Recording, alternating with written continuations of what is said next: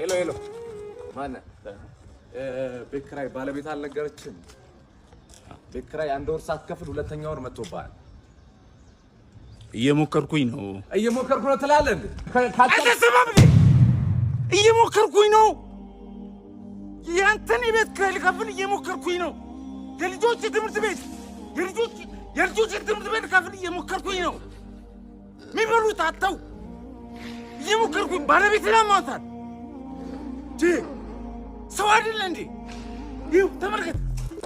ይሄ የልጆች ጌም የሚጫወቱበት ልሸጥ እየሞከርኩኝ ነው።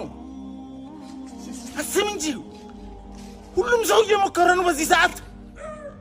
እጁን አጣጥፎ የተቀመጠ ሰው አይደል እንዴ? ታገሰኝ በቃ። እየሞከርኩኝ ነው።